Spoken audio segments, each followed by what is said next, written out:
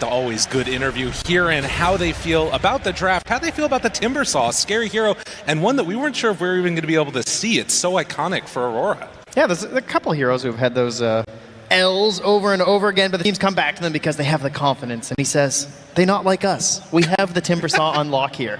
Unbelievable. Yeah, well, I'm really excited to see how the rest of this game goes, too. Already through the draft, we saw some crazy switch-ups at the end there. The Enigma, we saw this as an answer a couple of different times against these, like, iconic position ones. You think back to the way that, you know, Beast Coast were able to take down Hector, Vitaly playing on it, and this time all of that pressure is on jabz. Can he hit the big black holes? Are they going to be able to shut down Ame?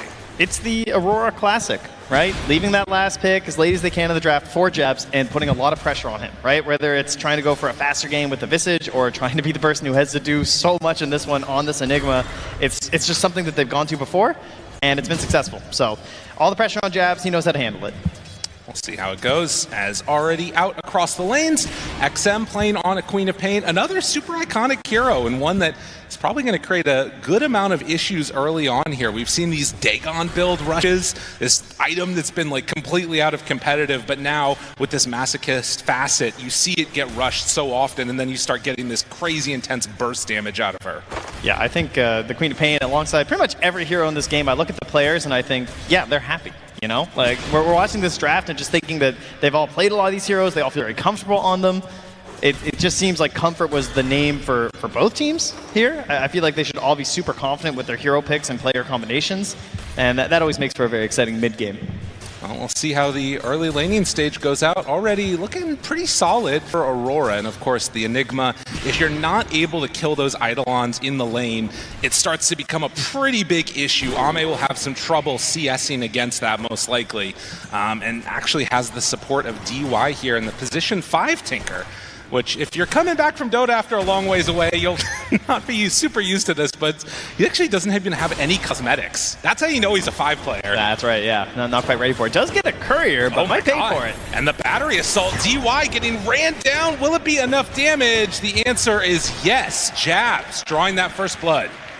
Yes, the Martian Machine now heals, but it doesn't heal that much at this point in the game. So not going to keep DY alive here. The Clockwork at the earlier levels, pretty terrifying. Very hard to deal with the battery assault if he gets up close on top of you for most supports. Well, and, you know, of course, that big switch-up of having Xingqiu on Marcy, it does kind of raise some questions, like, are they going to be able to get enough farm onto Xingqiu, who so often for this team has been the playmaker, the one that gets a ton of farm, turns into that sort of fourth core? Will he be able to have a good game if Tinker's just farming up all around the map? Or maybe DY's going to play it differently. Yeah, I imagine that Xingqiu's still going to get the lion's share of it, because you're right. I mean, they rely on him to make those rotations here, and alongside a Queen of Pain, yeah, we have ourselves a little bit more mobile XM than we sometimes do with his more static playstyle. So he's going to need Xingqiu's help. Yeah, this ain't Viper. No. It's a little bit of a different from him or the little dwarf sniper that he sometimes runs. As comes on over, tries to interrupt the pull, but not quite going to be able to do that. Ollie makes sure that one gets off, and 23 Savage playing on the Wind Ranger. For me, like, this and Luna, and maybe Mirana, are like the heroes of the tournament. We've seen them so often. We know how you itemize. We know what the counters are. It feels like that's always one of the key things you need to watch for in these drafts. Yeah, it's been getting harder and harder to win with this Wind Ranger hero because teams have just played against it so much that they recognize that with this Whirlwind facet, she just has like this window in a team fight. Right. And you have to play around that, and oftentimes it has to be with the BKB, so a lot of it's about just ensuring that when you try and go in, you get the finish. And they have a couple very good heroes for that, right? They have the ET to set up, they have the Clockwork to set up, and then they have the Black Hole as well. So there's definitely a way you can see where they can just chain it all together on Aurora, and it's going to be really hard to fight back as XG. I want to see what the timing is that they try and pressure. Are we going to see some of these twin gate movements come out? Has been a thing that happens every now and then if the lanes get shoved a little bit too far. Get a little spirit action there, you know, absolutely. The momentum ET coming all the way around. That's a good call. Could be pretty nice. XM so far 28-7 versus the 23-2, a slight lead there. But yeah, the big one right at this moment feels like it's Muerta sort of styling a little bit on the Enigma. In spite of that early kill, Ame's getting a lot of CS here. Yeah, that's definitely one of the things you're kind of hoping for Enigma, is that you don't get like mad counterpicked here. We think about the bristles, the gyrocopters. This isn't the worst situation, but it's still a ranged hero. who has a ranged support who's also hard to kind of bully with the clockwork as long as DY keeps his space. So Ame is able to just kind of sit and click away. But jabz, it's not like he's having like a terrible time. So net worth-wise, they're still pretty close. You see there that early ward place down too, already anticipating that there could be a movement through. I mean, even honestly, a power shot or something like that could really cause some issues if the wave is really super shoved out, but they have to be in a position where they can get aggressive. So far, just hanging out, trying to bully back XXS when they can. Yeah, the 6 happens first for XM here, so he immediately takes the high ground, is trying to pressure on Lornov. Seeing if he can find something with that pure damage, but... And Queen of Pain do it. Yeah, no rotation, so... But still some respect there from Lornov, of course. He's looking to get 6 himself. Right. Yeah, just going to whittle him down. If Lornov steps too far forward, that's a pretty easy move for a kill. The big thing to watch, 6-minute runes coming up as Q is going to stack those Ancients, and it is going to be an Arcane rune. Oh, that's so good for your first rotation as Queen of Pain. Having that faster Sonic Wave to come back. And now even glyphing the wave, wanting to run back behind it, takes a tower shot or two, but is going to bully all the way forward. Now Xingqiu is nearby, so too is Ollie. Yeah, he's close on Ollie, but Lornov is still far behind. Like, he's still level 5.5 right now. He's a full level down on this Queen as the creeps are still coming in, so there's not really this, like, Spirit into Stomp setup because the creeps are back at the tier 1 dying. Lornov is out of XP range right now. He needs to get these creeps killed right here. If he gets this, then he... Well, no, he missed like a full wave. Oh, like, man. The range creep finally gets through. He didn't even get it off of those other ones because he has 2 supports nearby. That's so brutal. Those soaking a little bit of XP means Lornov still doesn't get level 6. And you can see how rough this little window ends up being here. Some pressure onto that tower. And XM might just be able to do it again, honestly. 7-minute mark, though. Yeah, that's going to pull the supports away here. They're going to go back for these Wisdom Runes, each grabbing one here. But yeah, you can see, needs to be very wary. And XM, as soon as he's off the map, you've got to play careful on these side lanes. Even if he's just farming up in the jungle, without any extra knowledge of that, I mean, could be a very easy rotation for a kill onto Aurora. And we just saw Lornov get 6. That's now level 7 there for XM in the mid. So quite the gap here. And that extra time means jabz, he gets to his level 6 as well. Unlikely you get great usage out of this killing Ame, but if you can, it would obviously be amazing. They do bring 3 down bottom, though. Tempting fate slightly there as Ollie and Q are going to back away. Kind of like an awkward support duo to make rotations and get kills until you start getting those ultis online. Yeah, you really need the hookshot available there for Q. He's currently double stacking in the jungle, though, using his flare. So they're trying to make a big bank at Ancients. Yeah, help out their cores. A nice way to try and set Lornov up for some more success later. But in the meantime, it's constant pressure, and this tower now down below half HP. Just whittling away slightly. Little invis play here. They're going for it. A jump forward, wanting to find him. Dispose, pulls back. Is it enough damage? He's super low, and it is. I think you even saw a blood grenade get thrown in there as they find just enough damage. Yeah, XM had one with him there just to make sure that first rotation was going to be successful. And, well, it didn't take much rotating. Just gets it right there in the mid. As 23 Savage now down bottom, matching up versus Ame. Would love to get something here. Although, again, like you said, he's getting somewhat low on 23 Savage, too. Quap does not have Sonic Wave, but a rotation with just a couple points there might make the difference. And DY forcing 23 Savage back. He actually can't get through the Twin Gate. He's going to have to TP back up top. So now they know that he's stuck up here. And Aurora not able to get things going their way early, off to a 3,000 gold lead at just 9 minutes. Yeah, and that's that mid tower down. Also level 8 on XM, has the 4 points in the Scream of Pain, because he took the second point in the Shadow Strike to help out with the laning stage, and it didn't even really punish him, because he didn't have to rotate, you know, he got some help coming the mid lane, he had this big level advantage over the Timbersaw as well. So this has been going very, very well for all 3 cores of XG, as you can see, as they're the ones at the top of the chart, but they're not that far behind. No. Sure, Lornov's not having the best time. But unfortunately, I guess the Enigma doesn't have the best early rotations. Neither does this Wind Ranger. We all know how greedy she feels. She wants this Maelstrom. And then into that early BKB more than likely. It's going to be hard to afford an early Gleipnir in this one. It definitely feels like they're very much taking measured losses at this point in Aurora. We just saw a smoke be used by Aurora to clear an Ancient stack. Yeah. Like, so that way you wouldn't take extra damage on the Timber Saw. He could stay out on the map. All of those Ancients are now dead.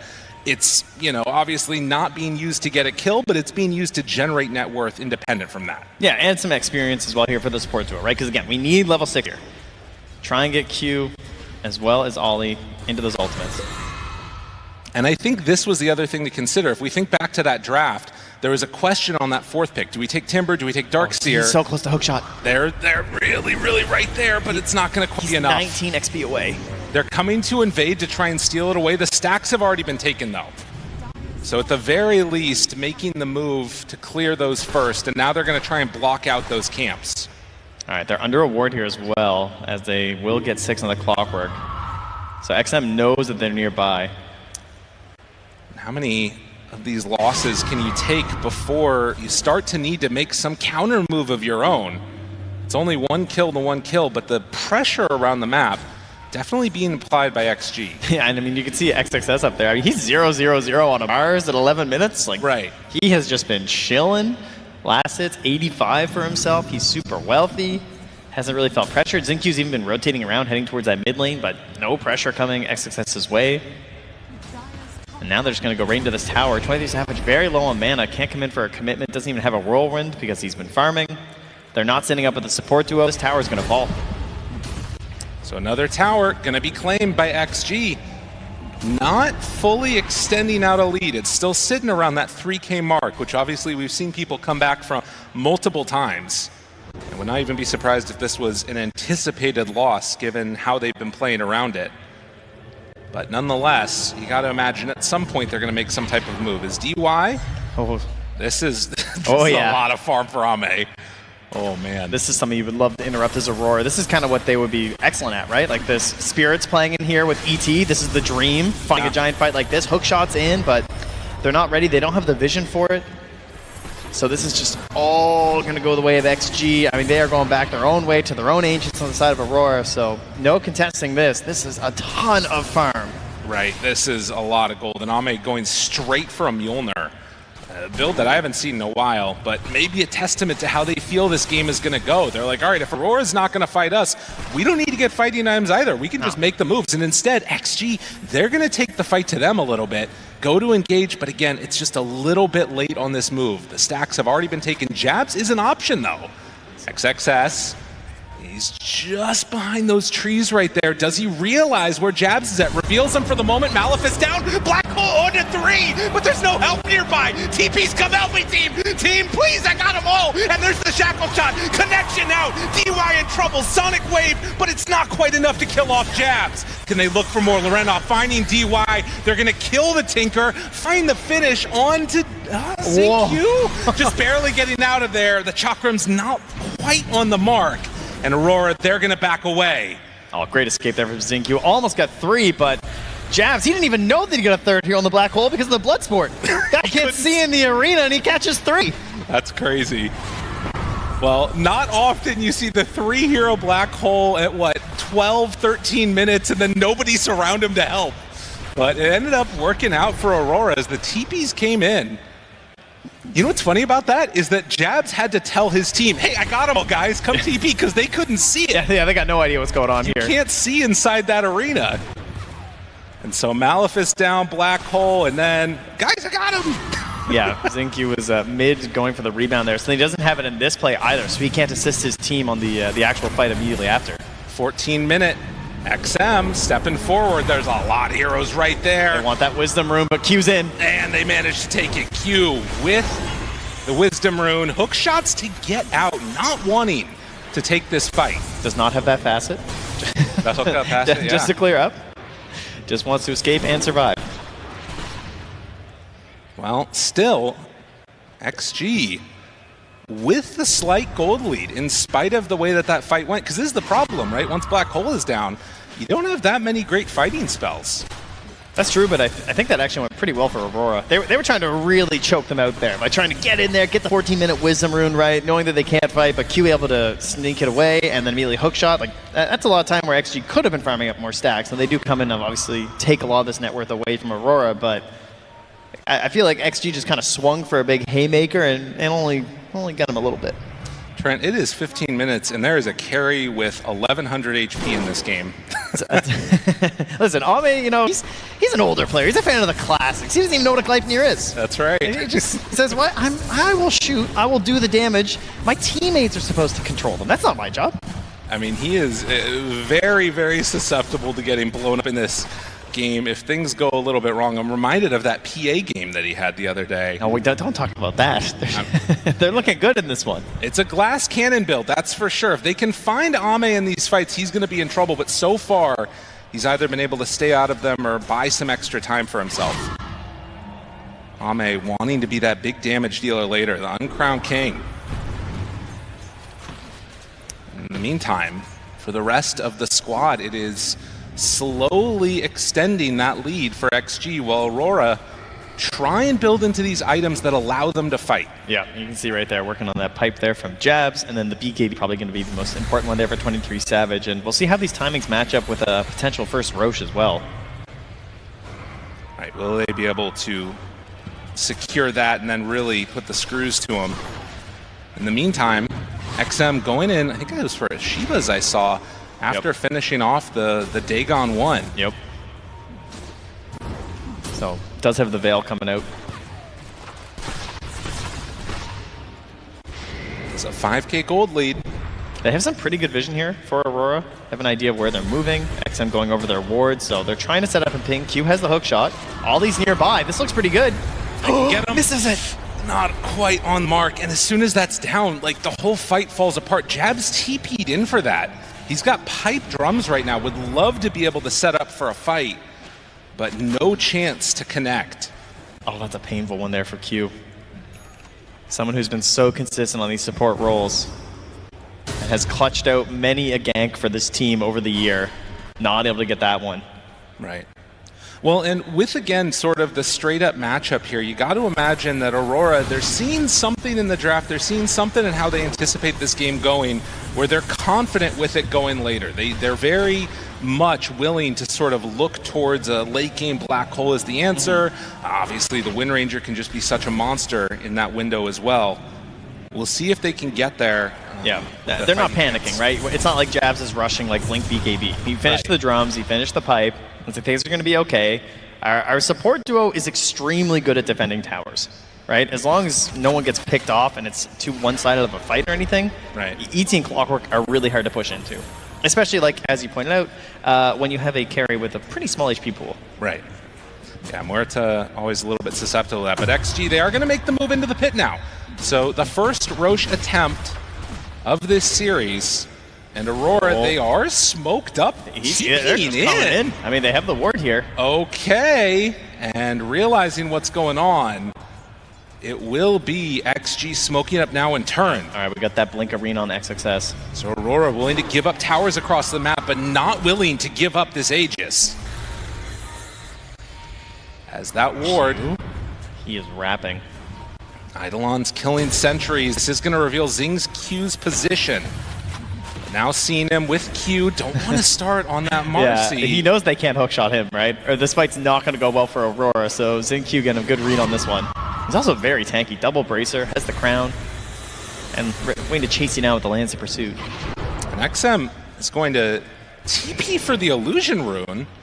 Okay, yeah, they're like, all right, well, you know what? Nobody's taking Roche then. We're just going to leave it alone. We'll just go back to farming. Yeah, this is not Focus Fire Wind Ranger with single target abilities, so right. It's a little faster, but it's not fast enough to try and take the Roche. Well, an interesting moment there. And yeah, I guess that is the thing, is that really Ame on this Muerta is the only one that can really truly sneak the Roche. Just with a Pierce the Veil, it does so much damage. The other heroes in this game not really capable of taking it out. And so you can see Ame sitting top of the chart, 11,000 net worth right now. And the main hero that's sort of catching up independent from the cores is that Tinker, as we were talking about. He's having a nice time, already with the Holy Locket in the mech. Yeah, DY not the player you think of when you think of scaling and farming a bunch on a support, but knows he has to do it on this one. Right, and almost like single target, I would imagine, just completely focused on keeping Ame alive in these engagements with that barrier and everything else that he can throw on him. Yeah, it's maxed out here, so Ready to go. So 7,000 gold lead. Hits just keep on coming as Roche is going to go down south, but a smoke up now comes from Aurora. They've got the clock and the Enigma together. Lorenov in mid. It feels like you got to do some like hook shot into Cog's back with Black Hole if you want to kill the Quap. Anybody else doesn't feel like it feels like you're committing a lot to get the finish.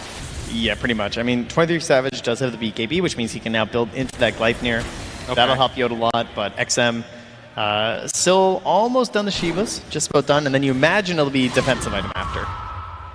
Something to make sure that he doesn't get chain stun down if they have any sort of a gap, or if he can just escape from the root. Would be the way to go here. Or you can just go mass damage. Level up the Dagon, man. Sure. Yeah, you got Tinker. Just put all the pressure on DY. He's got a lock it in a mech. He'll be fine. Yeah, save me, buddy. Aurora, they're going to take down this tier 1 tower, and then they're going to hit into the pit. This is pretty good. Down. Daytime, but XG making their way here as well. Can they get here in time? They're starting to run this direction. Roche down to half HP already. Sending out the Spirit, trying to find them. They see Ame. XG's in Q. He's the first one getting close, but you can't rebound off of enemies. They're just going to claim this, I think. They're getting there in time. Q looking at position, gets the Cogs pushback. And now, XG, do you really want to fight into this Aegis? 23 Savage? He's just in here now, okay. Needs to be careful, pops the BKB and then the TP out. So understanding that was gonna go really badly, but jabz, he's not so lucky, not able to get out of there. They're gonna find and kill that Enigma. So they lose the ET and they lose the Enigma in that fight, but claim the Aegis. Yeah, they're able to take that away from XG. It was kind of looking like they were just gonna try and secure this Aegis and move on from there. It just feels like every fight that goes on, like even when good things are happening for Aurora, I'm looking at this gold lead just go up and up and up for, actually, this is the Tinker effect, I guess. Yeah, they're not going to get their Wisdom Rune, but they could pierce Veil and just take their Tormentor if they want to. An opportunity. Don't even need to if they can just all run on up here. No Pierce the Veil required with a Mjolnir. Lorenov sees it's being taken. Can he steal it away? Not quite. Tried to sneak it, but more of these objectives into the hand of XG. Everyone's up, though. Everybody's up. They didn't use that many spells. jabz is really close to the Blink Dagger, though. And he's not here for this if they start a fight. I mean, this right now, XG is playing like they're the ones that have the Aegis. Dispose. Make sure that Ame doesn't get a free hook shot on him. But that's the extent of it. They take the tier 2 tower, and they're still the ones that are playing forward. Aurora not willing to give them a full fight yet. They don't feel like they can win it, I guess. Everything's coming together right now, though, right? Blink Dagger's going to be out here in a moment for jabz. The Gleipnir is done for 23 Savage. They're going to have to smoke out, and they're just going to have to hit a hook shot. It's pretty much that simple. Q wants to get in there. He wants to be committed. He's got that Blade Mail. They're so close to this Gleipnir, too, for 23 Savage. Just needs another 150 gold. The Blink Dagger is now done for jabz. It's got to be go time right about here.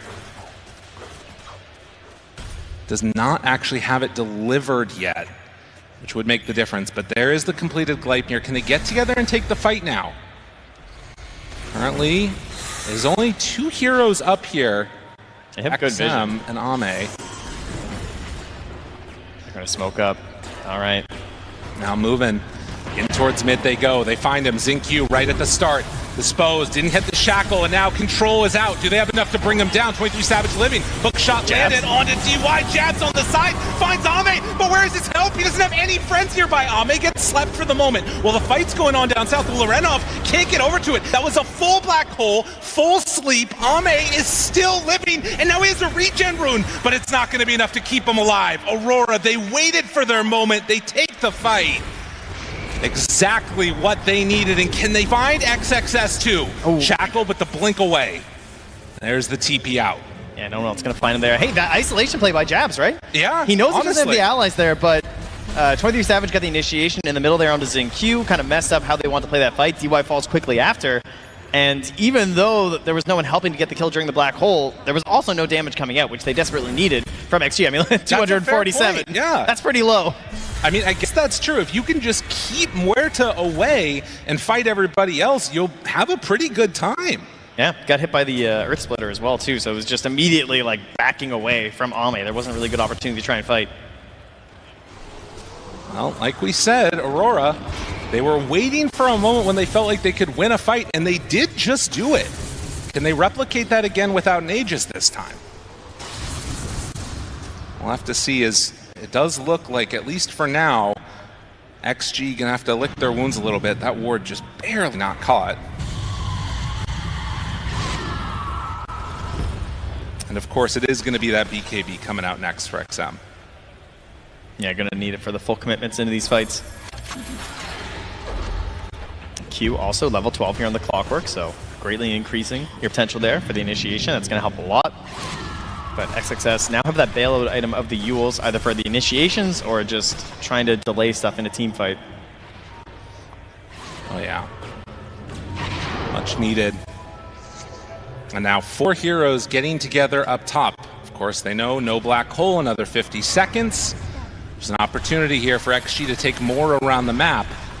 And Ame, I mean, he's still very, very squishy, up to, what, 2100 HP at this point, going next into an MKB. He is going to hit so hard if he's free to just go to town. Yeah, you can see there the way that they're confidently stepping up because they have DY just mass spamming heals. He's just sitting in there with his Holy Locket ready to jump on him if necessary. And decided not to finish into the Greaves. Had them queued up for a while, but instead wants to get that Glimmer Cape. Okay. Yeah, that makes sense. Yeah, there's a lot of magic damage that Aurora can still pump out here. Well, and the other thing is you've got to think about that natural order, too, from the ET. Yep. So often it has like the most effect in the fights, and you can barely even see it sometimes, it feels like. So needing that extra magic resist as another Tormentor gonna get taken down. DY now getting that Warp Flare. More ways to try and interrupt things, and the full MKB done for Ame. How hard can he hit? As again, Aurora taking the more passive approach at this phase in the game. They have Black Hole back up again. Don't feel the need to really put the pressure on. You need to wait, obviously, for that Roche fight, because if they use Black Hole now in the next 2 minutes and Roche is like an Insta spawn, they're in a pretty bad spot. That ward scouting out that smoke. And you can see immediately Aurora just run to the side of the map. Yeah, they are scanning here. They're going to know that 23 Savage just moved through here. Oh, this is a big pick for them. Oh, that can't happen. BKB? Does he need to? He's just running. Ollie. They'll give up Ollie. That's a big smoke. They only get the ET. That's fine. There's no Roche to immediately grab here. They can catch the wave mid and pressure that mid tower, though. And again, try and force some sort of a jump in from Aurora. And that looks like it's going to be the plan. They just set Ame up here. Get defensive DY right next to him. Look at this tower go. Another tier 2 tower taken. They're just farming camps all over the map as Aurora. Just, no, we will not be baited into this. We'll fight you high ground. We'll fight you high ground. We'll fight you at the Roche pit. Those are the 2 places for us right now. It feels like this is what the Aurora games come down to often. I feel like they very much are just like, you know, willing to take these measured losses and not really put themselves in a bad position. But it does mean that they sometimes feel like they're playing from behind a little bit. Well, if there's anything they've learned over the past couple of years, is that anything can happen in the late game. Oh, yeah. So certainly the C mentality of, let's go late game and see what happens. Is that no neutral? No, it's ceremonial rope that he gets. Okay. So opting for that one on the tier 3 newts. 6-6. And waiting to see how long this Roche respawn is going to be. Oh, a huge pickup, though. The farming after the Blade Mail. Q has the Agonists. This is super important for map control. Whoa, just really? spamming out these flares constantly. Wow. He was able to get a lot of farm on that Clockwork. Yeah, he's been busy. And around a mid lane Roche respawn time, 1.5 minutes, as the BKB should be completed at that point by Ame, barring some type of crazy fight that happens, but Dual Scepter lift up now, pops the BKB, might just need to TP out of here. Yep. 23 Savage, okay, does get away. Always going to be an option here until Xingqiu maybe gets a basher. Right. Well, and even then, you got to deal with the wind run. That's true. Need to get Abyssal Blade. I'm sure he's eyeing it up. But jabz is queuing up now the BKB Black Hole. So we'll have that, again, unanswered threat at this point in time in the game. And they don't really have anything that will make it easier to deal with that as time goes on. Oh, smoking up. They're going to run into XXS. Big jump if they can get him. No vision inside. jabz pops all of that auras, but XXS down to a little bit lower than half HP. Now they miss the hook shot again. DY though, he's still taking a lot. SM runs into all of them. 23 Savage, no BKB means no life.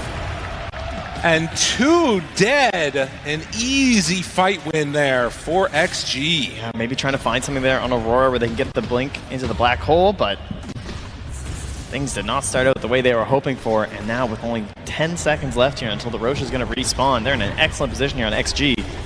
Trying to catch these waves and slow them down, but yeah, another unfortunate placement there on the hook shot. Ends up missing, splitting the uprights, and now you have a little bit of a scary situation. jabz does have that BKB ready, but now also has the dagger on him, so needs to wait for that to expire before he can run back in. They just don't have the damage to kill them right now. It's too hard to deal with. Yeah. You have buyback on the win range, but you hate to use it here. This is going to be a full set of racks. Ame, he takes it so quickly.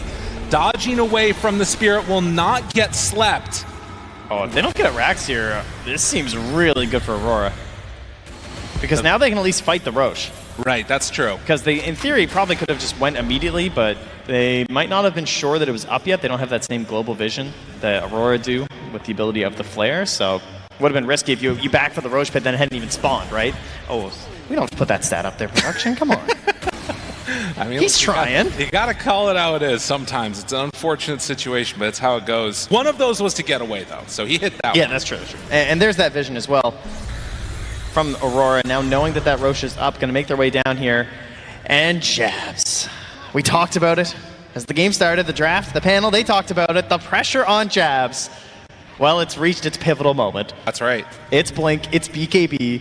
It's a Roche that they desperately need to either just deny right away, like by somehow winning the fight and make it kind of middling there versus XG, or outright take it themselves.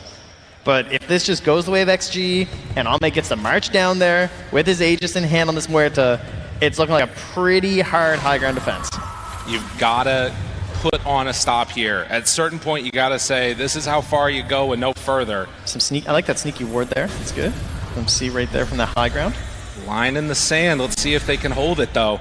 XM, he's the one that's up front and center with that defense matrix on. Lorenov can decide to run in if he wants. It's pretty scary into all of those heroes, but somebody kind of needs to get thrown forward so that way jabz can follow up with the black hole. It'd be nice if they had a smoke. That would be super helpful for Aurora, but I don't think they have any, unfortunately. Actually, you can see it queued up on Ollie. It's like, please come back and stock. 30 seconds till it restocks. And, well, if they wait until that smoke comes in, the other thing to note right now is that Tinker's out pushing around the rest of the map. He's shoving out all the lanes while this is happening because he can come back in at a moment's notice. But no, don't pick me support Tinker. Oh, no. The scary part, though, is that if you do wait another 30 seconds for that smoke, Roche might start switching over to the other side, so they want to start it now. Oh, this is good. They forced the BKB. BKB from Lorenov 2 now. But with Arena down, that's the big spell used on the side of XG. That's been how they've been able to defend against this Wind Ranger. And now both teams buy the smoke immediately.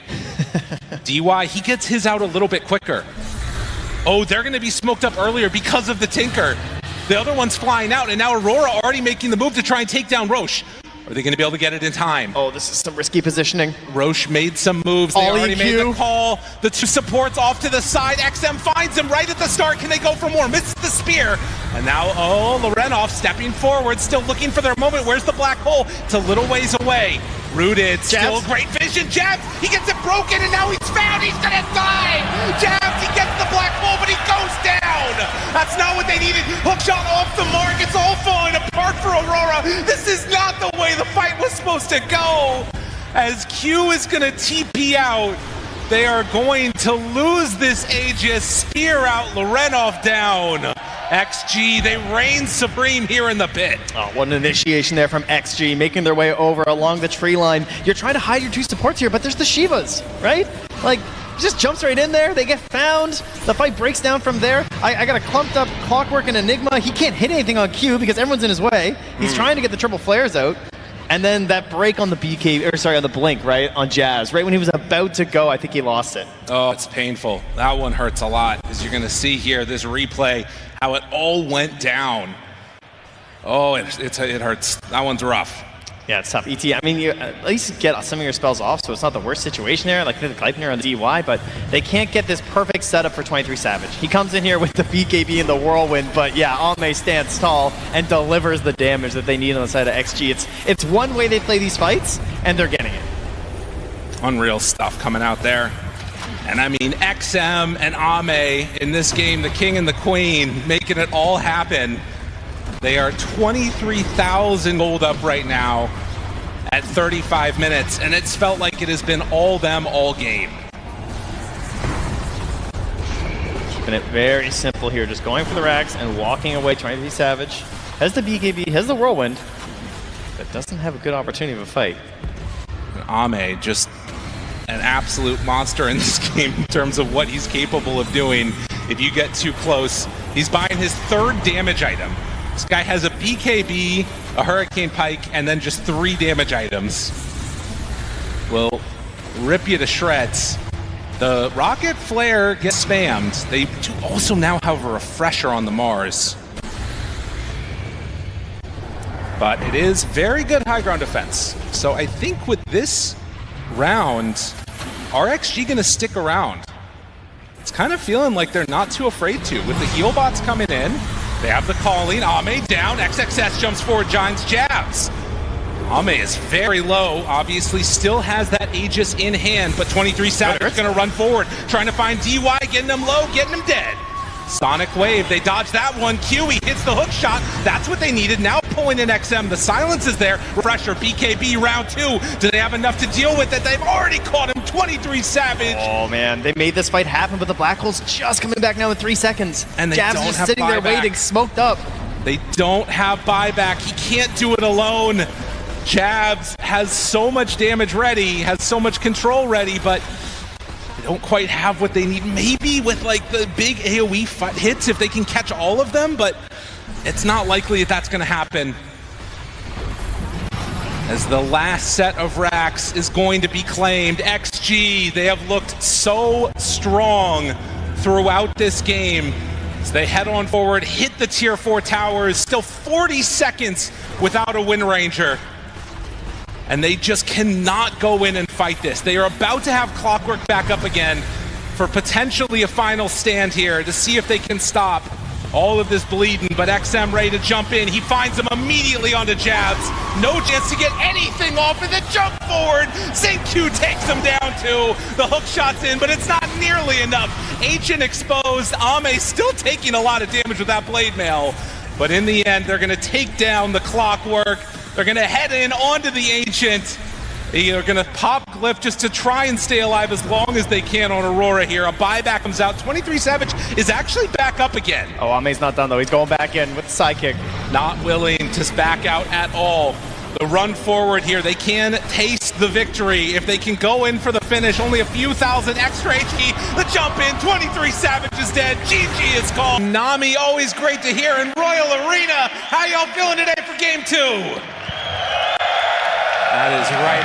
Hoping to see a game 3. Hoping to see if we can get all the way to the end. Trent, why is there a Lycan in this game? What's going on? I don't know, the panel, you heard it. Lacoste, he wasn't liking it. That last pick gave them pause. There's good reasoning behind it. You saw the ban on the Beastmaster. I think that what they really needed here, like Mira was saying, FE on the panel, just we have to take this tower, we have to take over the map, right? So there's heroes that were left, like there was a Visage, maybe you could try and do it that way, but it's going to be the Lycan, someone who has not been tested yet in this tournament, right?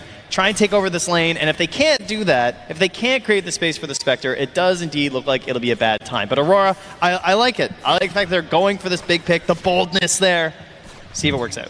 Well, and you know what's funny is we were talking all of this stuff about the off lane, maybe getting to see the little purple man, the Darkseer. We kind of have like the super surge Ion Shell later if you can get to the Aghanim Scepter potentially. You know, maybe you can turn any hero into Darkseer. That's quite the talent. It's pretty cool. It'd be fun. You know, just get the Wolf Bite onto Spectre. That's a very, very scary ghost lady.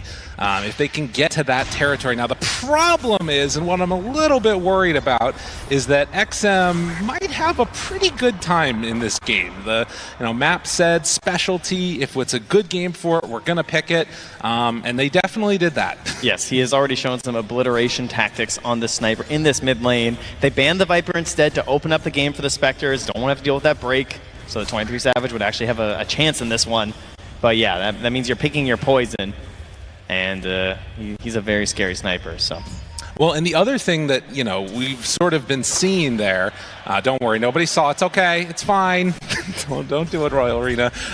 One thing that we have seen as an answer recently has been this like lack of vision and then not being able to find it. XM on the ghillie suit means that if he's in that stance, he's not going to get revealed as he's right-clicking heroes, which means that Lorinov might not be able to find an opening onto him, might not be able to jump him. Yeah, that's your big hope as a Storm Spirit versus that sniper, but these core snipers, they don't need that tricky shrapnel. No scatter shot for them. So we'll keep our eyes on that matchup, how that one works out. So far, 9-5 versus 9-2. It's looking okay. The question is, as those levels get up, will you still be able to maintain that? And of course, what happens at level 6 and what happens with these support rotations? Very different support lineup for Aurora in this game. Definitely want to get more active. Oh god. 23 Savage got to run away there. Yeah, melee hero in a lane versus Centaur, not a great time.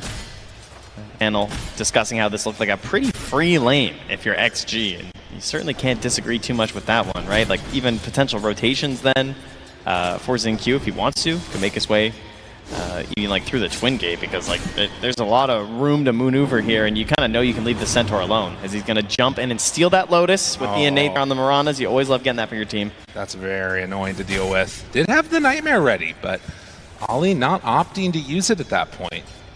And you can see after the initial 2 waves, what's happened mid, as indicated in those last hit denies chart. Now 17-10 versus 11-4, and Loranov, he can't even step up to the wave. This is the pain that you feel in this matchup and what can go so wrong. See if he can deal with it. We'll have that wave pushing into him at least pretty soon here as DY is getting bullied around. Q back behind the tower here. jabz is just running through his wall here as they just chase him with these wolves. Yeah, what was he doing? He was way under there. And instead, is going to end up losing his career. This hero's too fast. He's too much. Why is DY able to get out? And look at him! Oh, the fancy footwork. He's so fast. You can't stop him. The Wolves trying to get around, and that's finally going to be there for the body block. But no, he gets around the other side. Oh my God, DY is just, he's trying to get his steps in right now. He's on the little treadmill, and he makes it away in time. It's just too much. I mean, we're talking about this Lycan, but another hero that we don't see too much anymore, this Pugna here, can be helping out with the early damage there on Nether Blast, and of course, later on in the game, the life drain saves. Always something you have to keep an eye on. Oh yeah, absolutely. Well, XM still standing as Storm has been sent off to the jungle, had not gotten another CS since we saw him. Still sitting right there at about 17 now. And it is interesting because when you see that, oh wait a minute, 23 Savage, more hits, Nightmare to get a little bit of separation, that keeps him alive. When we saw the Faceless Void, we were thinking about all these like lane punishers, and Lycan does feel to be sort of putting the pressure on a little bit at the very least, but not able to keep him completely out of contention. Yeah, if they're able to maybe get that kill into DY and to try and pressure further on Ame, that might have worked out here. And it is interesting because when you see that, oh wait a minute, 23 Savage, more hits, Nightmare to get a little bit of separation, that keeps him alive. When we saw the Faceless Void, we were thinking about all these like lane punishers, and Lycan does feel to be sort of putting the pressure on a little bit at the very least, but not able to keep him completely out of contention. Yeah, if they're able to maybe get that kill into DY and to try and pressure further on Ame, that might have worked out here. They're trying again, and this time he feels like he's not getting out. Oh yeah, DY found, and jabz, much like last game, drawing that first blood. Will throw one last hit there onto Ame, who will then time walk and take it off of him. And Lorenov even being denied his jungle right now as XM wraps around and gonna force Lorenov all the way into a bad situation. He's just trying to give him absolutely nothing here in this one. Does manage to get that last hit at the very least. But yeah, he knows how to put the hurt on him. Again, like there's only one place that you go as a Storm Spirit, off into that jungle there. 23 Savage takes another double edge to the face. And then gonna have to head back.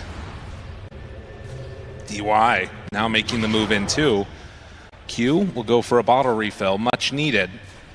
And not able to get in time to stack up those Ancients. Yeah, he tried to leave some vision behind, but I think it was spotted by Q, who's going to bring out a sentry, I believe. Yeah, so he saw what DY was up to. They want to try and contest in there, because you know the Storm's going to wind up there, right? They're going to try and get some stacks going. He's going to try and farm. But they want to ensure that they're ready to rotate over there, especially when you have the Stampede and you can have these quick jumps down from Ame there with the Chronosphere. Absolutely. Jabz here, with the Alpha Wolves facet as well, the way that it works now, like you can go up to level 6. That's really cool, right? But it takes a little while longer to come online, right? Because you kind of have to get all the way up there. But then they do get very scary. Yeah, these wolves become menaces. I think the thing that like you're talking about, I'm a little worried about at this stage is I'm just seeing these CS totals and kind of feeling similar to what happened last game, where XG start off with a good start. Oh, but look at this, Ollie making the move over, and XXS is not going to be able to keep him back, although if there's 2 heroes in the area, now he can't do it. So yeah, bringing 2 ensures that Aurora not able to steal that Wisdom Rune. Okay, honestly, that feels kind of good though, right? 23 Savage just gets to sit on the wave and actually farm as the Spectre for a little bit. Honestly, yeah. 2 heroes having to go back for the Wisdom Rune. And he doesn't die. I mean, how many supports have fed in that situation? In fact, he's going to TP up top and try and make a play here. Yeah, where are they going to look for this? You're close to level 6 on spec, too. Not close enough to make a move with this Bane, most likely. But Q coming in with Ollie. DY is back behind the tower to help keep people alive with the decrep. There's not really an easy go here. I'm not sure if this is going to end up working out. Now Ame has 6 too. Yeah, he plants that ward back there, but doesn't actually see Q or Ollie right now. Going for it? No. And creep wave, these moves, they're just not working for Aurora here. It's a painful one. And grouping up like this is probably going to reduce their XP again here. Might be some late 6s as XinQ comes mid. Still holding the arrow right now. An unluck. It's down on the bottom side where there's an Invis rune. Yeah, that means the Wolves can't deny it either, so XinQ just going to take it, chucks out an arrow during the fade time. All right, Spectre has 6. It feels like they need to make a move at some point here for Aurora. Obviously, a good option might be to look towards the Sniper, but of course, with that Stampede at the ready on XXS, there's double global help that could come in. XM still sitting pretty, punching and plinking away at that tower. Movement in from the 2 supports. Yeah, XinQ's close. Thinking about it, wanting to jump, tries to find him. The pull is going to be there, but the arrow is already out, and there's the Spectre moving in. Finding a kill here would be huge, and but he gets rooted for the moment. That keeps him away. Ame's still off to the side as Ollie will get brought down by the ulti from XM. The Wolves on XM can't finish him off. No, he jumped back as well. 23 Savage just didn't like the look of it there with the root coming out, and that means they're going to lose that mid tower here. Already a hard game for Lorenov, the lowest farmed core in the game, and now has lost his tier 1 tower. I mean, and you can imagine how that fight would look a lot better if there wasn't that Centaur that had the Stampede up and online. 23 Savage moves in. He has this urn done. Would love to get a first charge on that, but it just doesn't look like it's going to end up happening that easily. That being said, Shadow Step will be up before Stampede will. That's true. I mean, XXS has just had a phenomenal 2 games here, especially in the laning stage. Both these, first the Mars and now onto the Centaur. He just has not been bothered at all. Can they finally get a kill as I curse him?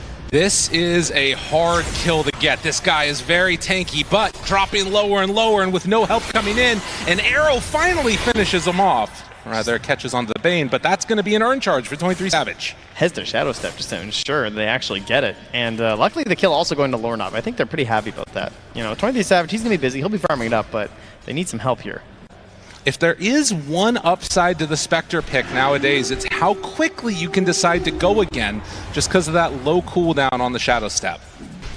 Yeah, but you also are playing with quite a few cooldowns as well, right? Like jabz, you have to be worrying about the shapeshift there too, so you kind of have to coordinate a lot of these longer ultimates. 120 seconds on the Fiend's Grip even. Like it's mostly Bedlam and Shadow Step that are always ready to go. And of course, no longer able to pass that over, or else this could be kind of a cute combo. That would be really nice as a way to do it, but we'll need to get in there a little bit closer to make the moves work on Willow, but Ollie. Just the confidence here on XXS. Just, yeah, he killed me once, but just try it again. Nice setup. The Nightmare will keep 23 Savage alive, but that is still dangerous. And now with Renoff moving in with the Haste Rune, how much damage can they do? Ollie turn, but the Sniper there, they have to call off the charge, I think. Renoff, as a matter of fact, might be in some further trouble. 23 Savage, he jumps away, but DY, he's already onto him. They bring in Ame too. Take down the Spectre. Renoff, if you're not careful, you could die also. So Aurora try and make the jump onto XXS, and that time they won't be successful. And we're talking about these ideas of Aurora trying to knock down the Tier 1 tower and try and slow this game down, but then Faceless Void is just jumping through the Twin Gate and grabbing a kill here. Comes right back up top. Jabz does have the shapeshift back now. Has the Vlad, but still 4 points here in these Wolves. And also still underneath a ward, understanding exactly what could go wrong there. As Ame has the Mask of Madness done, going next towards that Maelstrom. All three cores right now of XG having a very good game with 4,000 gold lead. Aurora, they have the tools to take fights. It's just a matter of will it come together perfectly, and can they find the right targets to go on too? They've got level 6 on the Dark Willow. They're not going aggressive. Oh, Jump. There we go. On to XM, ready to go. Shadow Step at the ready. 23 Savage jumps forward. There's the Terrorize. The time zone got him for the moment, but guess what? It's not doing all that much. It kills off the Storm, but Ame, now he's in too far, but he gets the jump away. Ame tries to back out. A couple more hits. Will he have another time walk up? He will. And that stops any extra aggression onto the Faceless Void. And yes, that was not a misclick. That was not anything else. That was a time zone. Yeah, that is the anti-Storm Spirit technology right there. Just gives them a really bad time and a lot of damage to you and your allies. There's nothing you can do as a Storm there. You are leashed inside, so you're just kind of locked in place there for Lornov. Now, the upside to that is later on there's some pretty good items to deal with it that Lycan is already a decent little way towards, which is the Boots of Bearing. Yep. Which does allow you to just walk out of it pretty quickly. And the question is, will it end up doing enough for them? As we get close to that 14-minute mark, next round of Wisdom Runes, you can see Lycan, the main one that's having a good game right now, queuing up the Nullifier next. I mean, you can see why, right? They just had this opportunity where maybe they could go for a quick kill into XM, then the decrep comes out from the Pugna, and they just can't keep the aggression going there from Lornov, so need somebody to help them out. And you can't have Jabz constantly struggling to kill people because they just keep getting decrept over and over again, and then maybe you invest into some Ghost Scepters there too to just double it up, so it's kind of an expensive item to go for right away, especially when it's just like you're also building a Radiance at the same time. Oh yeah. So it's a painful build-up here from the side of Aurora. Ame's nearby, but they're just going to take the kill onto DY, who will eventually go down. Was able to burn through a lot of Lorenov's HP there. And he's kind of up that Orchid too.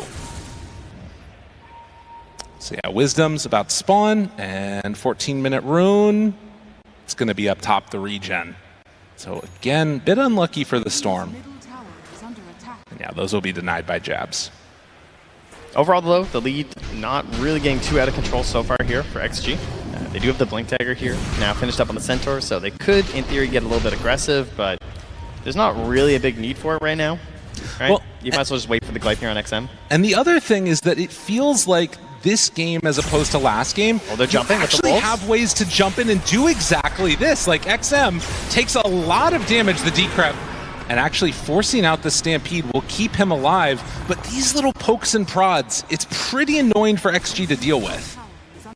Yeah, it doesn't mean Jabz doesn't have his wolves with him, though, you know? Like, that's he's trying true. to set this stuff up here, and he can't farm quite as fast. It's going to be slowing down that next item here. Is farming out some of the lanes with them while this happens. But yeah, when they're out scouting and trying to find kills, not really much of an opportunity for that one. Smoke up now by the two supports. And with a Spectre in the game, it makes these kill-oriented heroes very capable of you know, finding a bring down. You can see DY is just right next to Ame that entire time. Yeah, I thought maybe they were setting up for an IO draft or something when they opened with this earlier Bane, but this kind of shows why, right? This idea of just smoking up and setting up for global mobility, that's always been a classic part of the Bane tactics. Seeing if you can get a Fiend's Grip into a Shadow Step play. And, you know, they were close. Like, Ame had been pretty recently. Now he's under the ward. This is really big if they can get this one in time. Underneath the ward, they have the Fiend's Grip ready. Ollie gonna walk forward. There's so many allies here too, though. Oh, it's really dangerous, but if they can connect here, it would be really good for them. They move forward immediately. Now they jump in with 23 Savage, and that's the kill that they needed. They're still smoked up here. On the side of XG, do they get a return kill? That's the question. XXS has this blink. Will he find him in the trees? Off to the side, gets him right away. Arrow comes out. Is it enough time, though? No. Lorenov, he gets out. Now can they go for a second salvo? Ollie runs into everybody brazenly, and jabz jumped upon right away. Lorenov comes in for the follow-up. Aurora fighting forward now after they take down that Faceless Void. They're going to take 3 more. They're fighting for their lives here on the TI stage. They take down that potential time field. They don't have the opportunity to assist. Xingqiu does die to a neutral, so it's one less kill for them, but overall, something they just needed this on Aurora right now, right? Like, after that game 1, being down here, they need that big pick onto Ame into the quick team fight after, especially after that jump onto Lorenov, but they didn't have the damage to finish him off in the tree line there because XM was too far back and getting delayed. Well, and it's all of their heroes kind of coming together at the right moment, it feels like also. These are fighting-oriented heroes that Aurora have. After so many towers being given up in the last game, it felt like, as you said, this is something that was needed. And now, partway to that nullifier being completed, you got to look towards XG and say, well, what's going to be our answer to this? You got a time zone Faceless Void. It's always scary. And we'll see if Aurora can actually maybe knock down a tower of their own at some point in this game. That would also be quite good. It's fair enough. Savage is getting pretty aggressive up top here. They have tons of vision ahead of the Spectre right now. Just so many wards here from Ollie trying to take over this top half of the map. Right, and down bottom is where XG is very much stuck together, situated, not wanting anybody else to get caught off guard. As XM will move towards the mid, Dark Willow starts to head this direction, smoked with the Storm. XXS, not a great target to go on. And as Bane will join up with them, it's a smoke instead coming from Xtreme. jabz has that nullifier coming here. Just as this fight's about to break out, an amplified damage rune in the river. Oh, Lorenov. Oh, he goes for time zone, but he gets out. He got out of there. They're leashed up on the 2 supports. They're going to fall. But Lorenov able to escape. Now, do they want to go in? Wait a minute. Nullifier and the Wolves eat up DY. jabz, that's kind of a cool little play. You nullify, and then you just send your Wolves in to kill. Yeah, then there's no more help. I like that. Alright, so right now on Aurora, you do lose your supports, but what you can say now is we go again, right? You have this Orchid on the Storm. You have, what, 25 seconds until the next Shadow Step, as it's only got the 50-second cooldown now. They've got to be looking to get aggressive once more, and that's where this vision comes into play on the top half of the map. Maybe XM heads in towards this jungle part and they start smoking this way. Right, if he goes just a little bit forward, I mean, they already see him with the creeps there. DY coming over. Oh, he's too quick. Yeah. Or is he? Oh, he just dropped He's one. thinking, oh wait, no, yeah, now he's gonna get it. Off to the side instead. They find and kill Xingqiu. And now looking for Ame. No, not gonna go for him. Shadow Step on cooldown for 40 more seconds. So Q would love to go in right here to find somebody, but you need more help than just, well, yourself, I guess, since they don't even have the Spectre to come in. I mean, they still have this pressure down bottom here with the Storm Spirit. It's only 19.5 minutes, though, so we're a little bit away from that Wisdom Rune. Right. It's one of those times where maybe you kind of want to keep the pressure up down here. There's just too much to do on this map these days. Nolly drops down. A Sentry Ward will pick up a neutral item. And could think about a Roche sometime soon. Oh, we do finally have jabz going for, as you mentioned, the boost bearing. Super helpful versus the time field. Time zone. There it is. It's time zone, Trent. Time zone. It's like the pain zone. Is that a thing? That's not a thing. DY in trouble in the pain zone. Oh, yeah. He's the going fight. to fall. And they end up bringing him down, but XXS jumps in and gets the stun onto 2. wants to find him. Can he get any extra hits onto these guys? With the retaliate damage being too intense, they can't make the move. Man, these wolves are so annoying to deal with. They're going to need to get a gem at some point. Early game, they're absolutely terrifying there. They just do a ridiculous amount of damage. They've got the control there too.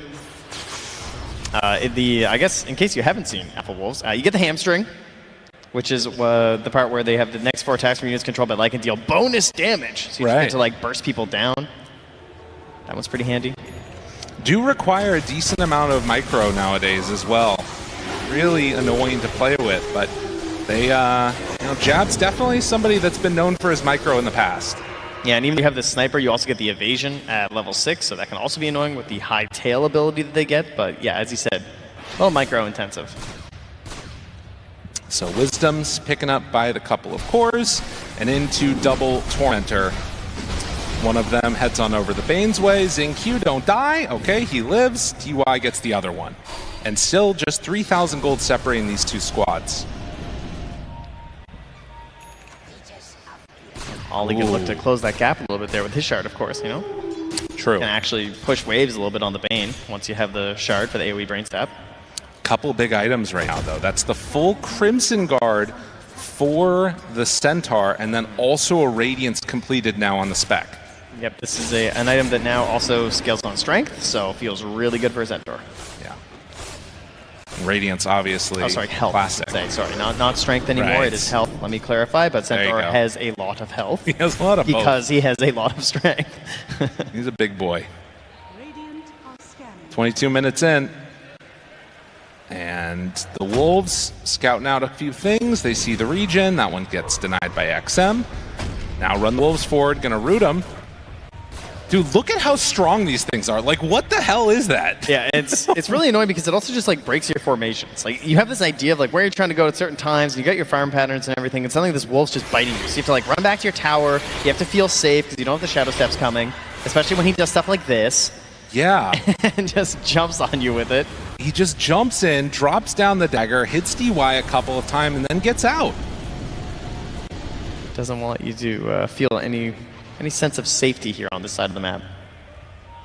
I mean, killing DY feels like it's going to be a little bit of a hobby for them this game. This too. We got ourselves a Spectre TPing into the outpost. They are coming right down for this Roche.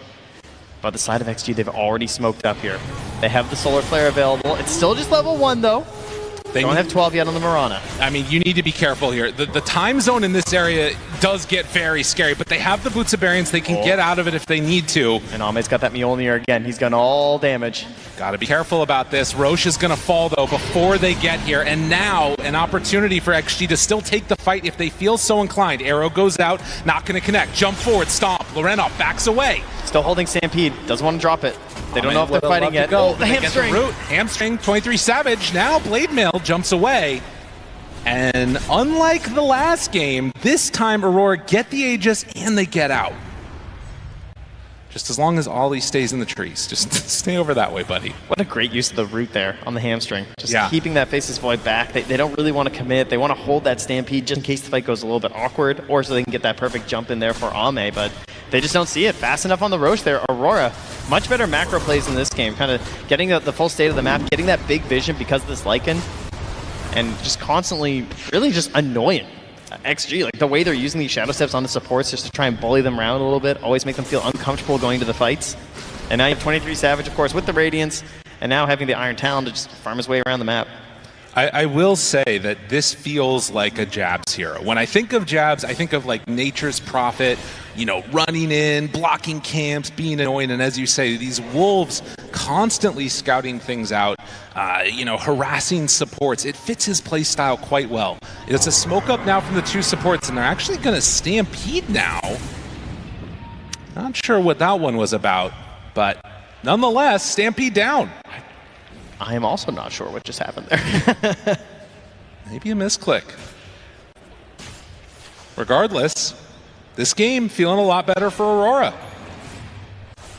They get a Vlad's now on the Mirana. But with Boots of Bearing done and eyes towards Amanta, you know, this sort of somewhat greedy hero Spectre feels like it's gotten through the most difficult part of the game for her. See if they have the tools to close this one out, because right now, things feeling pretty good for them. I would love to get aggressive right now if I was Aurora too, right? Like try and get a smoke up or something going. No, there's no stampede. Right. The problem is they don't have any vision. They've been very diligent about the D wards all over the dire side of the map because of these wolves. Right? They're spamming sentries everywhere. They want to know where they're moving. You're always going to have these ob sentry combos dropped down by XG so they can see where the wolves are moving to kind of get an idea of what maybe they're planning on the side of Aurora. Ollie just confident enough to stand right here by this ob sentry though. BKB done for the Storm. Maybe that's what they're waiting for here in combination with his Aegis. They want to get into this fight. But again, still the time zone.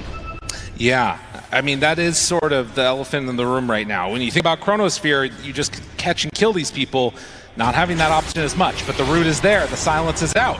Do they want to go for more? Ame up on the high ground. Eating away, the time zone comes out and they walk out of it. And they're looking okay. They do lose Ollie, but now leashed up for the moment is Loreno. He's still fine. 23 Savage does go down. So they burn through the Aegis, both supports gone, no Terrorize to counterplay this, and in fact, 23 Savage is going to die. So with no supports nearby, they can't get him out. All right, maybe we were making fun of it too soon. It looked pretty good. Time zone's good. I mean, it's still similar problems, right? Where like they tried to counterplay by just leaving it, and they just took a bunch of damage in the meantime. True. Yeah, and there's your only damage, unfortunately, is a Spectre who's just dishing it all back. Take a look at this again. I'm not sure if the Boots of Baron just couldn't come out, or no, they did come away. out. They just used it to run immediately, I believe. Yeah. Ame found the perfect moment there, and yeah, up on the high ground, just the sniper beat him to death. My goodness. He just got completely isolated by his team. Everyone else was like, hey, I'm out of the time zone, but unfortunately 23 Savage is on the wrong side, right? No one else is over there. He just dies once, dies twice, and you don't have any of your tools coming out from that support duo, unfortunately. Well, jabz looks to be eyeing up the AC next, so a little bit of help for his teammates. Defiant Shell claimed for the Faceless Void, and Ollie was kind of hunting DY, manages to get out of trouble. And they've got this issue where if they don't just get a raw grip onto someone, it's kind of just all in on Lornov, right? He's just like jump for the fight and try and get the pull in. How else do you actually start an engagement here? How can you lock people down? They don't really have that great of avenues to do it, for sure. Gonna need more items to help solve that problem. Lornov playing it kind of tight here at the 28-minute mark. Don't know if he really wants to go for this. Would be kind of risky. And they are all here just daring someone to try and get this Wisdom Rune. Yeah, they'll kill the Wolf, too. They send those in. A decent amount of them killed throughout the course of this game. A lot of sentries getting dropped. And eyes towards the Blink next for Q. After the Yule Scepter. More ways to try and sort of play around these fights and get in the action when the time comes. Because that is the thing, right? If Sniper is just free to hit away, in a way, what made that last fight feel so weird was that it was 23 that went in first. And if you can kind of wait and then, wait for the fight to progress and then jump Sniper, things probably feel a lot better, but requires getting wards down or something else there. And also having some tools versus the disarm as well there. Oh, yeah.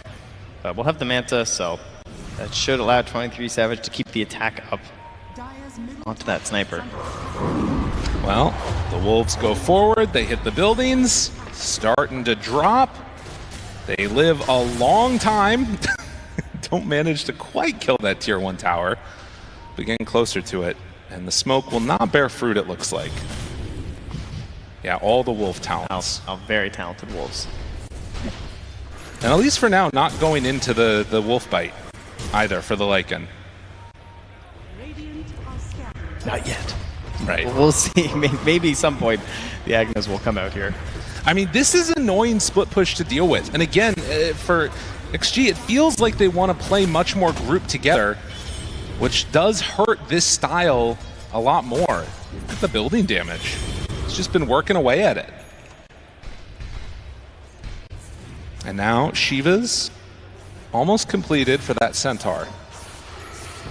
Saw how impactful that could be in game number 1, finding the right targets off the back of the XM Queen of Pain. Yeah, Q just betting it all here on the Blink Dagger for that Dark Willow. Trying to make those big solo plays. God, he is, I mean, I think you just can't do anything at XXS at this point. Like, he has so much armor. He's got 4,000 HP at Crimson. No. Like, he's just a force that you're not going to mess with. No, you just have to straight up ignore him. Yeah. There's no killing this hero right now until he's the last one left. The Wolves just not being hit by XM. Living through it while he tries to pressure them out. Super annoying to play against. And ZQ in the meantime is also eyeing up an AC. Interesting. Scout out Roche, still 20 seconds till it's capable of respawning. Does have the feeling like that is going to be that next pressure point. Again, I mean, they were quick on the Roche last time for Aurora, but if they're not in position, we know how terrifying it's going to be to fight there because of the time zone. Yeah. Well, and they got it too, so potentially if it's a quick spawn, XG could just take it and they might not even know. Yeah, that's true. Yeah, so 35 seconds away, and as XXS will take the tower and start to bring it down, this makes the contest option even harder for them. It's a good trade though. Same time, you can see Lornov take the tower up top. Oh, and they're not even going to get it. Backdoor kicks in. Still don't know if they do much about this, though. They can just take a little bit of chip damage on the top tier 3 here as Lornov will just march up, beg them to come home. I don't think they're going to give them the opportunity, though. Again, quick Roche spawn. If they can get them to force them back, XG, they're going to be in a weird situation for the Rose contest. So yeah, they are all taking back. Oh, he time zones. Oh my god, he just destroyed him! Lornov not ready for that one at all, and finds Ollie right through the trees. Another casualty as Aurora, they are going to lose 2 off the back of this. I think he just bet on the fact that he'd be better. I think he just thought I'll be able to zip. He was wrong. Ame was too quick. Ame was ready. And just like that, that is going to be a devastating loss for Aurora. Set up again for the Roche now, but the more important thing is you're losing this net worth on the core that was already in pain. I mean, the lowest of the cores was the Storm Spirit. The question is, can they get this Aegis now? I feel like they should be able to, even without time zone, but you can see they're actually going to play it safe. They're not going right into the pit. Maybe just wait for everybody and then go. Yeah, you know there's an ancient camp to be farmed here by Ame, so... That's true. Quickly get that, but that time, it's going to allow the Wolves to get down here from jabz. I'm sure he'll maybe send one in to scout out. There are Ob Sentry combos down here from XG, though, so they'll know if the Wolves make their way through. Well... And here they come over the Twin Gate. He's going to see... Oh, he could actually attack those wards, but he's too busy. Got to go into the Roche and say, oh, they're not in here. Nice. But instead, they're all smoked up. They're hiding. And they're moving towards you. Now, we have the blink here on Q. He could break the smoke and get out. He can set up for Lornov. There's no time zone for 15 seconds, but there is a Lincoln Sphere picked up from the Spaceless Void all of a sudden. They might not know about that. Jump forward. XXS finds the stun. Jumps onto XM, trying to kill him off. Ame, a couple more seconds. Can they get him out in time? Thinking about going, Lorenov jumps away. jabz just got blown up alongside Ollie. They didn't stand a chance there. Blink stomped dead. It's way too much damage.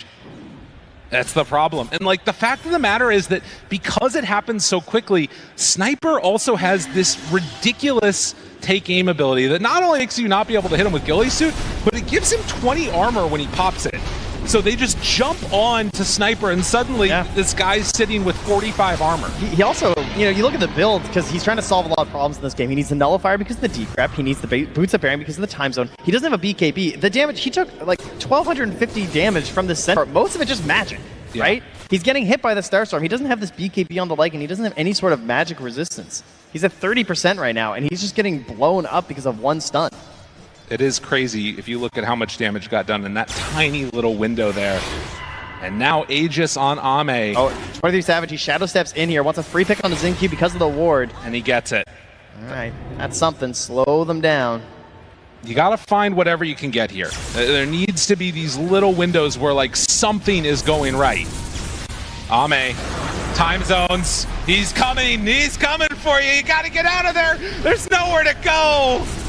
The storm goes down and showing the value of this much maligned facet choice. It's just so good versus Storm Spirit. It's actually winning them the game. Yeah, he can't play. Like, Ame is just using it as a one-to-one counter. He does not care about anyone else in this game. He has a job. He has a target that he's going to kill with his time zone, and he has done it. He's been gifted a very special set of skills. He's coming for you. Ollie, gonna get the grab here though. This is nice. That is what you need, and that's the other one-to-one counter. There you go. That's right. An absolute classic here of the Spectre versus the Sniper, and you're seeing why. Of course, Ame, the one with the Aegis, means no second opportunity there, as they're counting on just protecting XM in this game and not allowing that to happen. But it was a ward that was just freshly placed down there from Ollie. In a way, that like Ollie needs to be the one to get so much value out of these Fiend's Grip, because they can do that to either Sniper or the Faceless Void. Like, he is not insurmountable here. You can break the Lincolns and go right forward. But yeah, they had an idea that there was a ward there. Yeah, Q also. Yeah, I got my blink on Dark Willow. What do I need next? A Midas. I need the Midas here on the Willow. Are you kidding me? There is a plan for Q, and the plan is to get nice and big and golden and shiny. Let's see if he can take over the game there. And now a Blink Dagger as well, seeing the necessities of these grips here. As another jump here, but he's back out. Look at that damage, though. The illusions are a problem. I mean, and even against Ame, he's brought down to half HP to these Spectre illusions. This Bloodthorn combination is just a quick assassination here. How strong can you get in this game for Spectre? You're also queuing up a nullifier for him, and instead decides to go back for the Aghanims first, is now what they've got queued up. And Ame, the big bad carry of last game, a couple levels behind right now, but still with the Aegis and incredibly hard to kill. The Haunt would be so nice for them if they can get that Aghanims done. Yeah. The old school ability. I would do so much in these engagements. Well, and the other big question too is, like, if these kickoffs keep happening, is there eventually a window where Aurora can win a fight? Because each of the big 5-on-5 engagements feels like they get dominated by the Faceless Void. But if they can find these little picks here and there, that feels a lot more up to the tempo that Aurora is trying to play at. It's 23 Savage. He's just going in to clean up the farm of Creep Wave. Yeah, he can do that because he has this Manta. He can just pop it, get on back out. Again, it's only every 40 seconds now at this point in the game, so it's not nearly as punishing to spend it. But XG, they do know that Shadow Step used, they can just go ahead, take this tower. And again, no matter how many wolves they take down, there will, or sorry, no matter how many wards they take down, there's still the problem of the wolves. The wolves could be setting up for these Shadow Step plays throughout the mid game. That's why this is a nice little combo. So you're probably going to see XG stay kind of tight as they move across this map, and that means they might keep growing a gold lead, but they won't end up growing this really big XP lead at the very least. Yeah. Oh, but look at this, a little fake back here. They actually smoke in behind, not allowing any sort of a Shadow Step setup. Interesting. Jump forward, get the stomp. Dark Willow dead. Does have buyback. Only hero in the game with it right now. And deciding to make this move. Now, if jabz you look up top, jabz is taking that tier 3 tower as well. At the same pace, pretty much. The Wolves hit it very, very quickly. So this is going to be a tier 3 tower and likely a Rax in exchange for a tier 3 tower. He has to be careful, though. Might have the same problem that Lornov did if he comes back there with the time zone. Split push, eat your heart out. It is not as strong as it used to be with these Lycans, but it's still something you got to keep in mind. We managed to get it, though, as the Aegis is expiring. There's no immediate smoke out here from Aurora. We don't have the classic post-Roche smoke quite yet. They got to clean up these lanes a little bit. And there it is, the Aghanim Scepter. So Haunt is ready now, and you've got a ton of kill potential. Haunt, pop all of your stuff on him, the Bloodthorn, popping Manta, and you can probably take down these supports. Willow, like you said, does have that full Midas completed now at 39 minutes. And you can see in comparison, like, Dark Willow's farm is going to start taking off in comparison to Mirana's if this stuff stays static. But will it remain static is a different question. Oh, Lorna coming close to the enemy team here. Oh, he's underneath the ward. Yup. They don't know about this one. Okay. Got the spidey senses were tingling, you know? Yeah. Yeah, you got to be careful about that. jabz does finally queue up the BKB. He's been farming up gold for a while. Kind of just need it. You know, if you want to have any hope of actually using your abilities and your damage during your ulti, feels like a necessity right now for his team.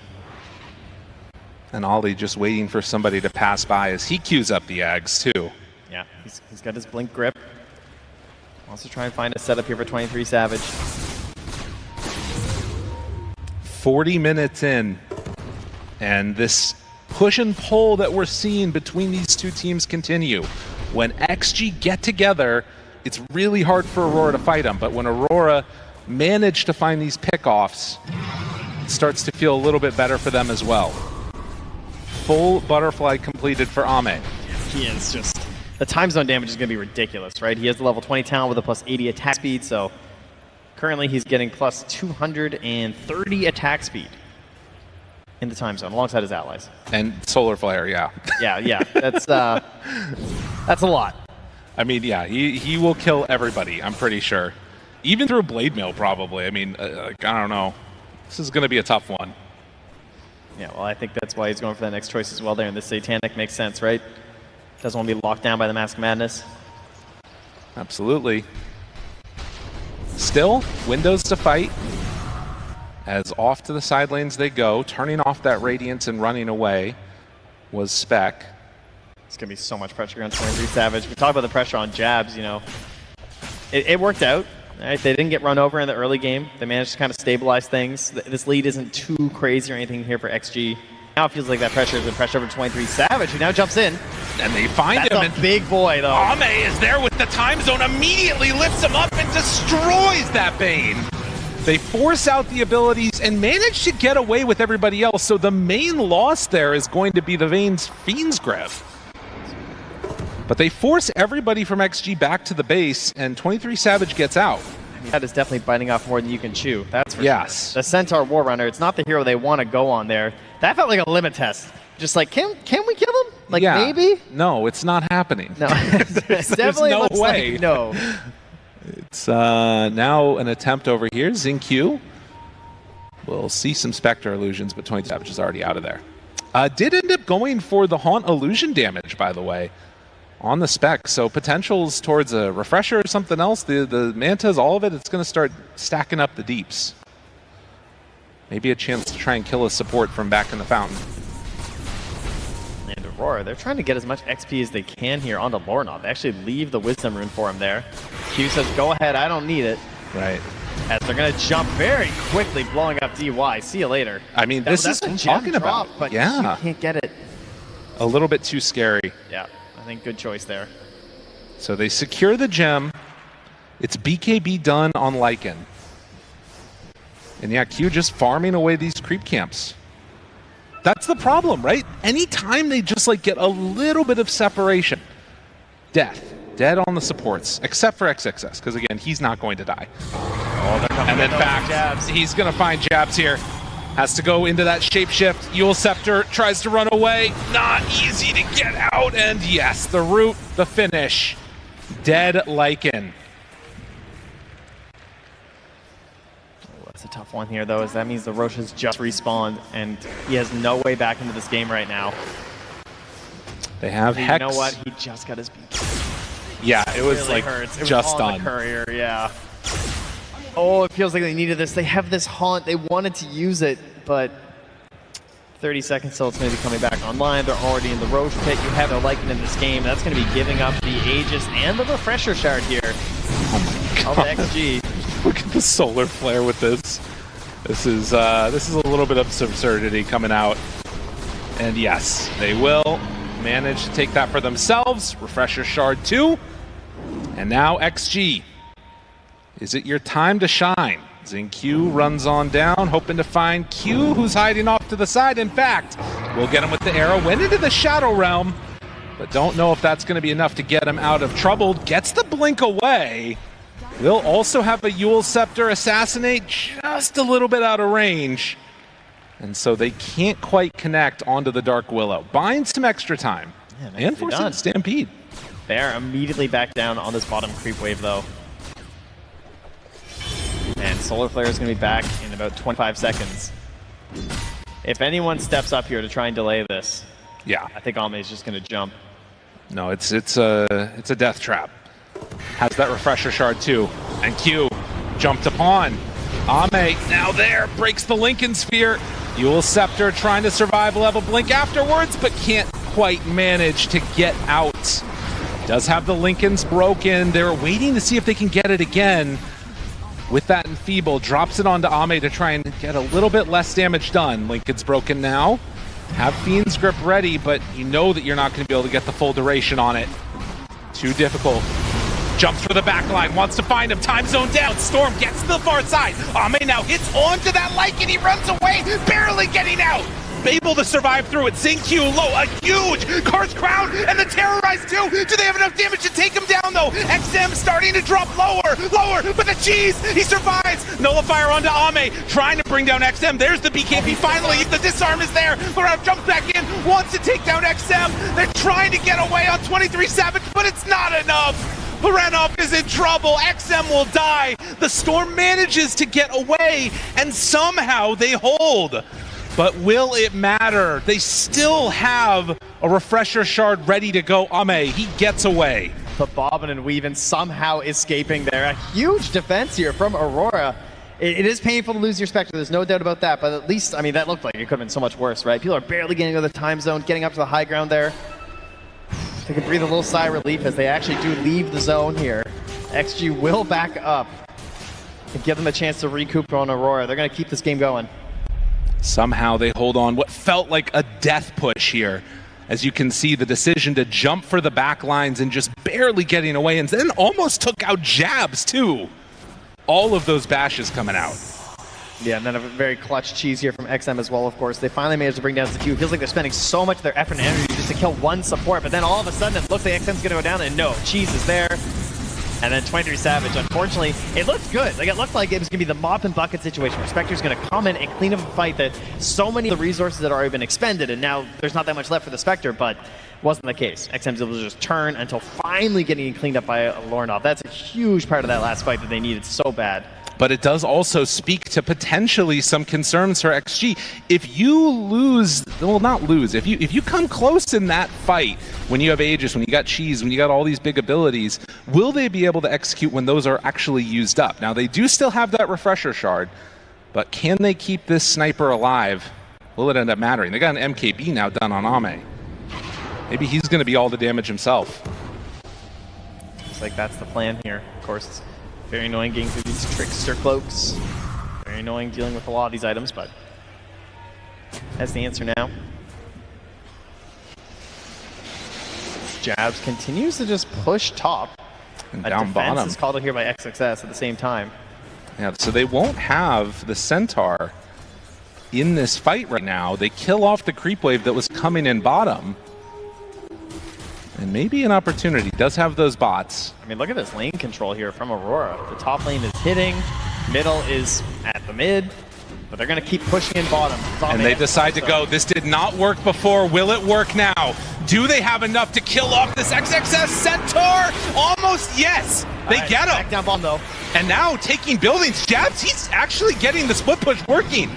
Got to run away with the rest of these heroes. They don't have that many resources left from the Spectre, but jabz has taken a whole lane on his own, and now they find Ame. Wait a minute, Ame down to half HP. Ame falling lower and lower. Ame, he's dead. That's one round. Now they don't have a Fiend script ready to take him down, but burning through that Aegis is pretty huge. And in the meantime, jabz did so much work. Laurent jumps in. Dude, they still have time zone, my man. This guy's getting crazy. That was a little bit crazy of a move, but look at the split push. Oh man. What a terrifying maneuver there from Aurora to go on that Centaur, and it was so close. Had to get that last little jump in there from 23 Savage to actually get the kill, and then immediately come back down to try and defend bottom. It ends up being a trade, but again, it's just huge stuff there. Look at that damage. Aurora. 4,500. Yeah, it only took 6,411 damage to kill this Centaur. That's, yeah, easy peasy. My goodness. It showed it's possible, though. I am remembering back to our first series of the day, though, when BetBoom started to pull things back and then got shut down pretty mercilessly. Can Aurora dodge that fate here and force us to a game 3? Will it end up happening? This Scythe super valuable on the Storm Spirit. Yeah, going for the Scythe and also going for the Abyssal Blade next on 23 Savage. There is a theme here in the next itemization, right? Try and lock down and try and kill, because you've bought these nullifiers. You're saying, we're getting rid of the saves that you have on the side of XG, and I want to be able to just click a hero and have them actually die. So that's the plan. They're going to try and chain stun Ame. They want to get him before this time zone comes out. Or if the fight's already broken down, they want to just ensure that XM actually dies, doesn't get off this concussive grenade, doesn't disarm and push them back. For now, though, we're just going to be rotating on opposite sides of the map here. You can see Aurora, they're pinging up towards top, saying, hey, should we go push this, play up there again? They feel like they should be coming down to the bottom once more here from XG. Everyone playing really tight right now. They don't want to give up on these Shadow Step pickoffs. They know that the Haunt is also going to be coming back here pretty soon. One of the other concerns at this point, if you're Aurora, is that the split push potential, there's still tier 2 towers up in mid as well as bottom. 23 Savage throws out those illusions, tempts fate for a moment and then gets out. But it's a lot harder to sort of provide the same type of damage and sort of issues on the map if you're trying to take down a tier 2 tower on the bottom lane. That's for true. jabs. But these waves are really annoying. Oh yeah. Like, they just keep pushing them out here from the Radiant side. Now that's going to be the Shard finish up here on our Spectres, so help with the dispersion a little bit there. Right.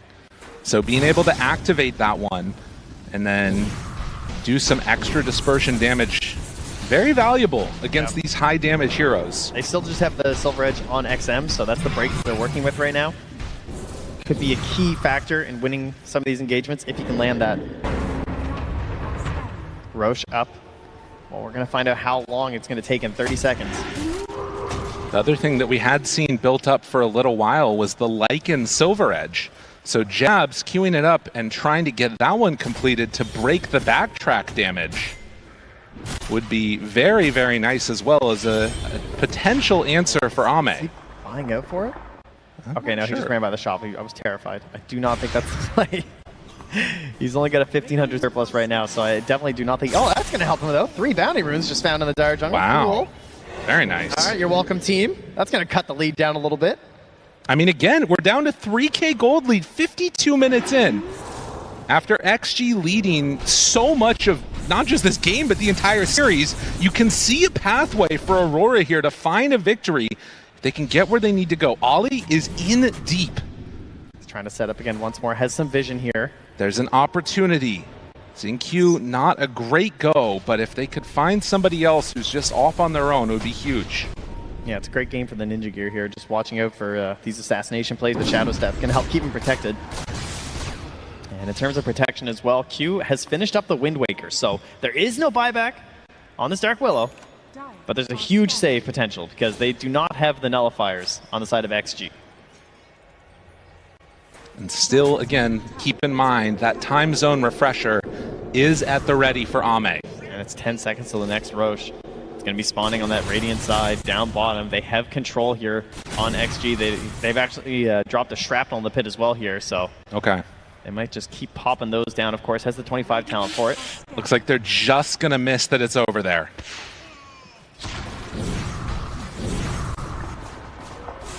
And in the meantime, Bane, I think, reveals on a ward up top. Yep, does deward it, so they 100% know that he was there. They're going to smoke up and back towards this Roche. They're going through the Twin Gate. They throw an arrow in just to see. Say, oh yeah, Roche is up. But are they still going to go? Are they deciding? They're still going to go. Jabz. Goes in, gonna pop the boots of bearing, gonna try and tumble toeing it out of there. Jabz running, escaping. Oh, he's out. Just like that, he gets away. What's the plan, though? He BKB'd. He wants to go back in. And they're thinking about it. XM already getting found. There's the grip. Do they have enough? Can they get on top of him? Where's the help? Loretta right on top. DY starting to fall. Ame there too.